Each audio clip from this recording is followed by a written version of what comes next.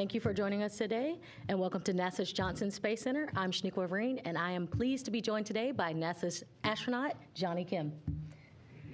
We'll have some remarks from Jonny Kim, and then we'll have some Q&A in the room. We'll have folks online as well as on the phone bridge asking questions today. If you are online, you will use the hashtag AskNASA to join us. And if you are on the phone bridge, you'll press *1 to join the queue. If your question is then asked, you can remove yourself from the queue by pressing *2. Jonny, if you would like to start your remarks. Yeah. Hey, good afternoon, everyone. It's so great to be here. I've been back on Earth now for a little over a week and have mostly adjusted to gravity. It feels great to have weather again, to feel the wind against my skin. I'm here to talk about the mission. It is, I don't even know where to start. I think we had just a wonderful time. It was such a huge privilege to serve NASA, to serve public, to serve science and exploration. I think we can talk about science all day, but I'd also love to talk a lot about the human component of why we put humans in spaceflight. So with that, I think we can start. Oh, yeah. So if we have any questions in the room, we'll go to the room. I see Richard, too. Jonny, out of the myriad of experiments that you guys were doing up there on station, which one did you find the most rewarding and why? Hey, Richard. I think if I tap into maybe the medical or physiology side of my brain, the ones where I had an opportunity to work in the life sciences glove box. And so that's a very high-tech piece of hardware we have in the Japanese module. And one of the experiments we got to do was Mabel. It was the study of bone stem cells in different media and how different environments could preclude bone loss, which would be important for astronauts and for people living on Earth who are suffering from bone and musculoskeletal related diseases. That one was particularly very interesting for me. I'd say also the one that I had a lot of fun with was maybe more the nerd and gamer side of me. And there was a great experiment where we got to interact with robots, with centers all around the world. And I had joysticks, I had very advanced controllers that were connected to these robots. And the idea was to see if astronauts maybe in orbit can interact with robots that were on the surface of, say, a planetary body. And if you do various experiments or various tasks without having to step foot onto that surface. Thank you, Jonny. Okay, we'll now go and take our first question from the phone bridge. First up will be Robert Perlman from Collect Space. Hi, thanks for taking my question and welcome back to Earth. Due to the government shutdown, we really did not get to see you and your crew on November 2nd when the milestone was reached of 25 years of a continuous human presence on the ISS. Can you describe what you and your crewmates did that day to mark the occasion? And speaking of marking, did you designate the day somehow permanently on the station's walls or in some other means to mark this was 25 years? Yes, we did. We weren't able to share it in real time, but the crew certainly was able to share it with the ground. We talked to the flight control teams all across the world to commemorate that day over space to ground. And then the crew ourselves, we got together and we broke some bread over the dinner table in the service module where it all started. And we tried to recreate a very famous photograph that I think of when I think of Expedition 1.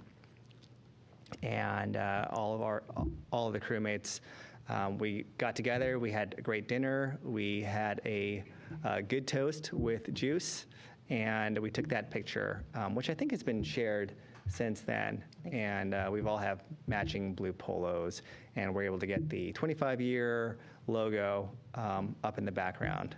And it was a great opportunity to reflect on just the past 25 years of humans in spaceflight. And it's hard to imagine, but many people today in this world, for as long as they've been alive, we've had humans in space, operating in space, living in space, coexisting. And I think that's one of one of the greatest human engineering feats that we've had.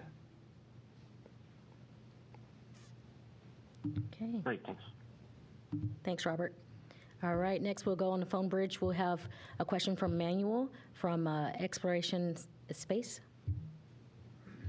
Hi, thank you so much. Manuel Masanti from Exploración Espacial. You know, congratulations, Jonny, on an incredible mission, successful, tons of science. But, you know, I was wondering, what's next for Jonny Kim? Are you, besides spending Christmas and New Year's Eve with your family, do you see yourself coming back to the station to do more science, or do you see yourself like more targeting to the moon? Hi, Manuel. You know, I tell this a lot to people, and it might sound weird coming from an astronaut. My main drive for becoming an astronaut was not to go to space. Of course, that's part of the job, but for me, it was a much more intrinsic, deeper desire to be able to serve on the platform of public service that we have at NASA in the name of science exploration. And that part has always called out to me, and it still calls out to me more than ever. And so in that, I would love to go back to space. But it's not something that I feel that I need to do. I am very, very passionate about maximizing one's value and the people you work with, the value that they bring, and bringing out the best in everyone. I think that is one of the greatest forms of leadership that we can do for each other. And so that's what I'm very interested in. I think that co-aligns with our goals on the space station and with Artemis, our return to the moon. And so I'm excited for what that future brings. All right. Thank you for your question, Manuel. All right, next up we have a question from online.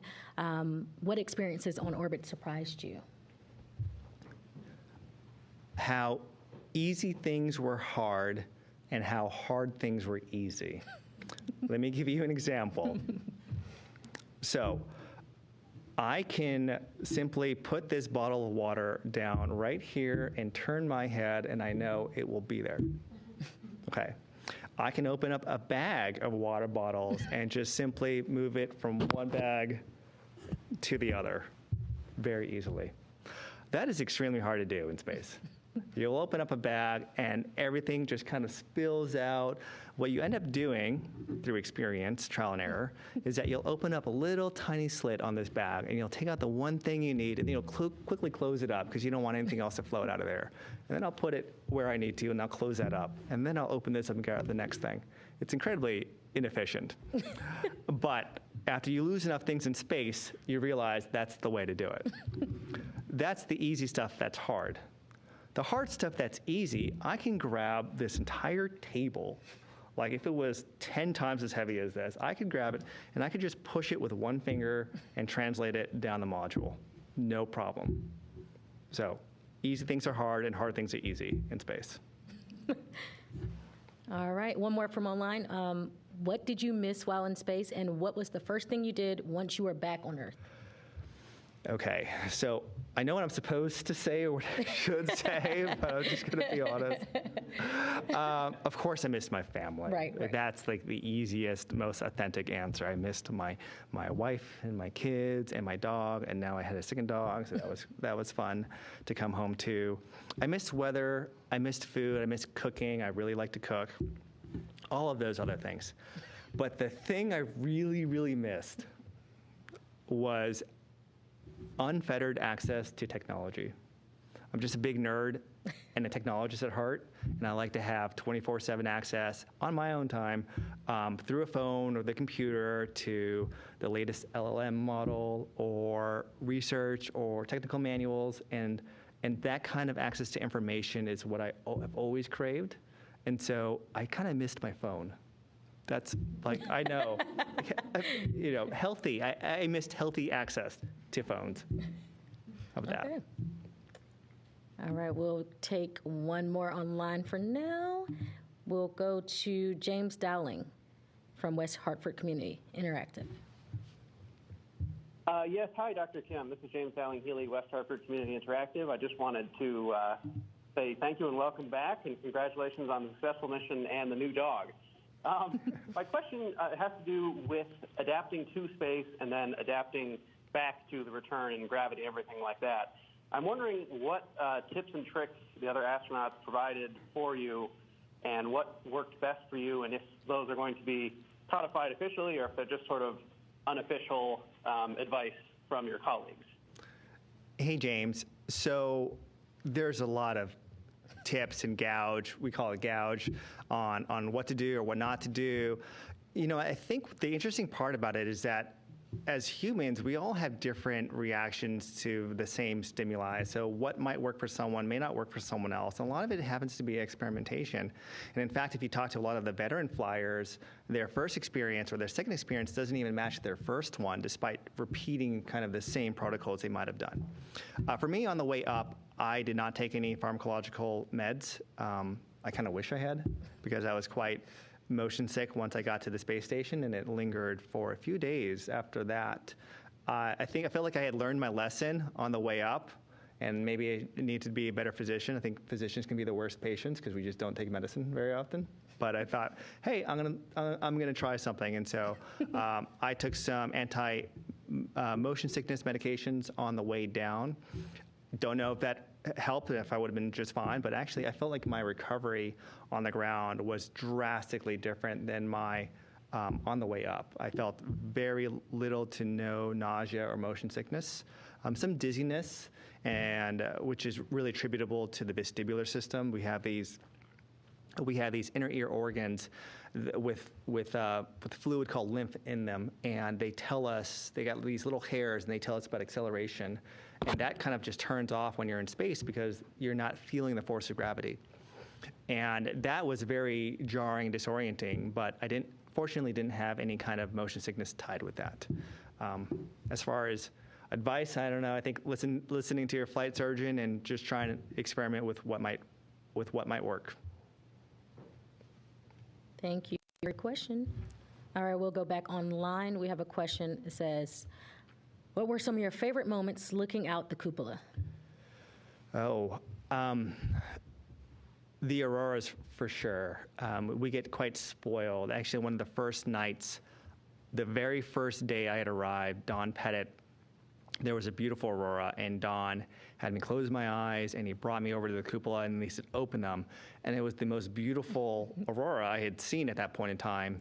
I had not seen that many in my life, but it was wholly unappreciated by me because I was very, very sick. And I was just like, it's like, Don, I think I needed another couple days. But it was still beautiful. And then we just continued to see beautiful auroras. I would monitor the KP index on the NOAA website, and we get very spoiled because after, the KP index on a scale of 1 to 9, 9 being very geomagnetically strong, so beautiful auroras, you get used to these auroras at 3, 4, and they're beautiful, but then you're like, okay, I'm used to it. I won't get out of bed unless it's like a 5.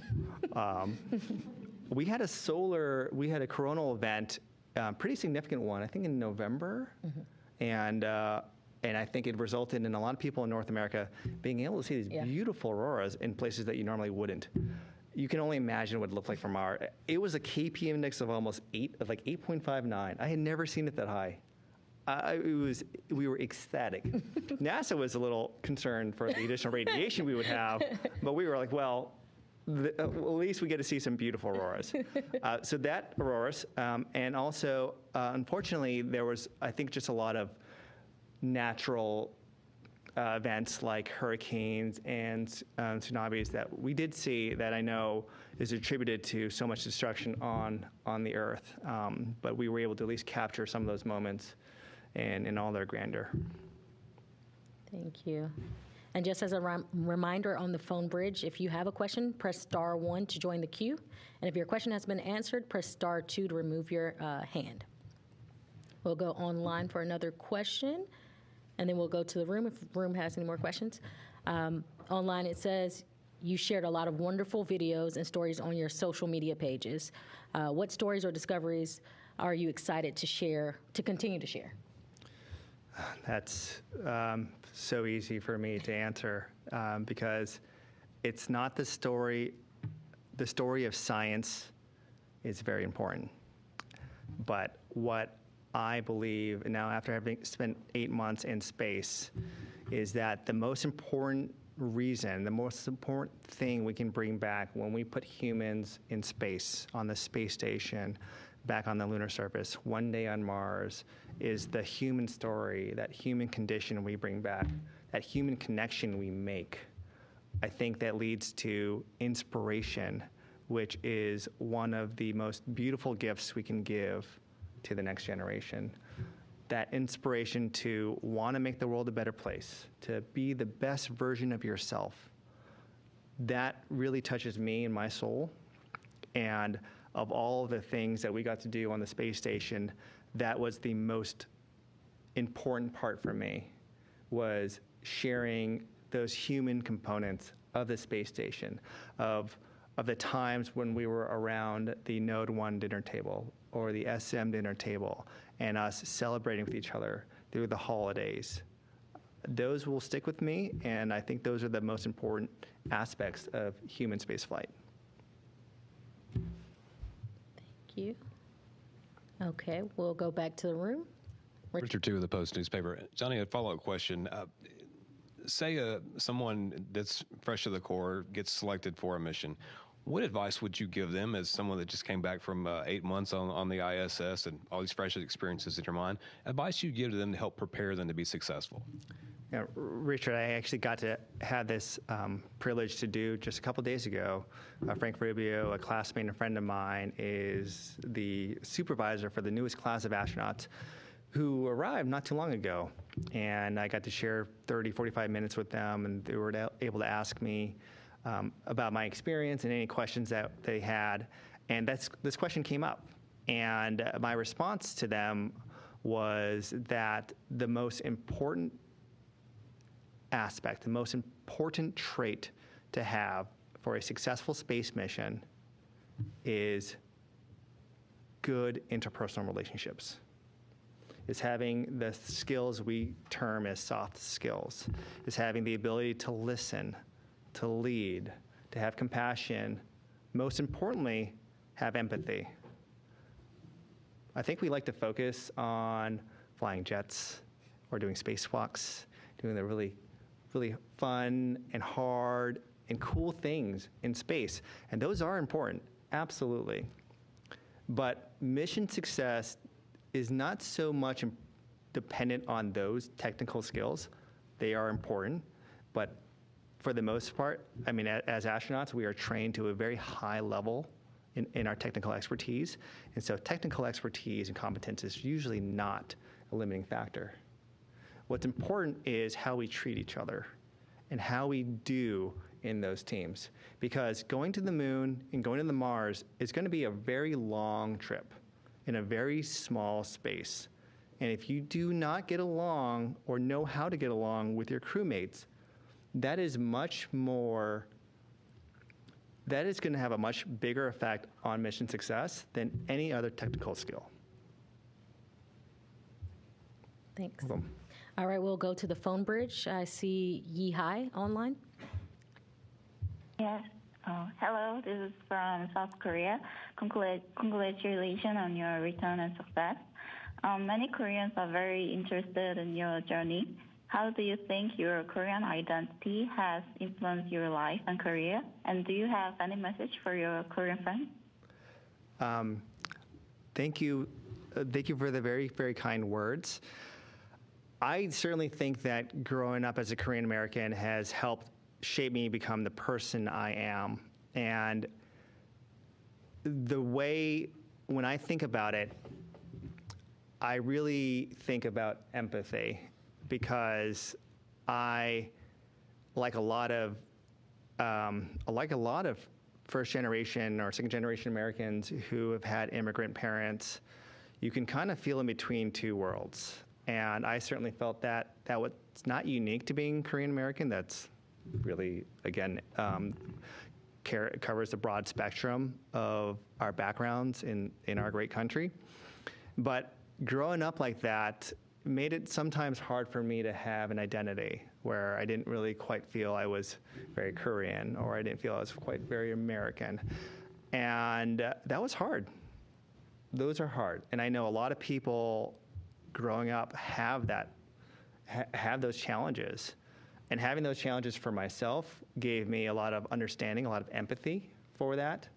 And it's made me, certainly has had a strong effect on the person I am today. So I think that when you ask me that question, that's the first thing I think about is that empathy component of growing up in challenging times. What would I like to say to all of the South Koreans is, I know CASA, the Korean Space Agency, is just starting up, and I'm very, very proud of that, and I'm looking forward to that, and I think is reflective of the continued international collaboration that NASA has led in and the benefits we can have when we work together. All right, thank you. All right, question online. What research did you start, and what would you like to see continue, and the real-world impacts that would relate to it all?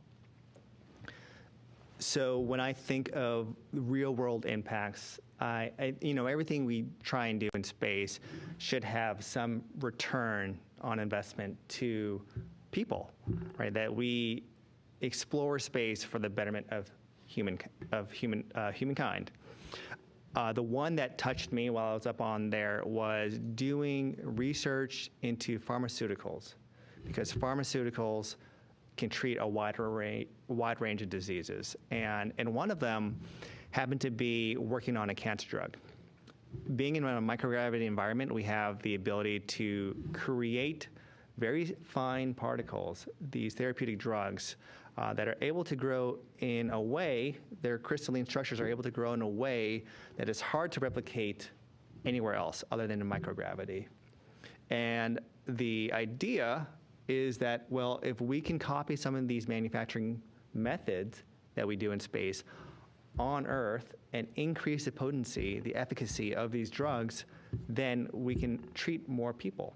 One of the more famous examples of this kind of research was a study on Keytruda, which is a cancer drug, and seeing how we might be able to better produce a more potent drug in space with those manufacturing methods, and how that might help patients here on Earth.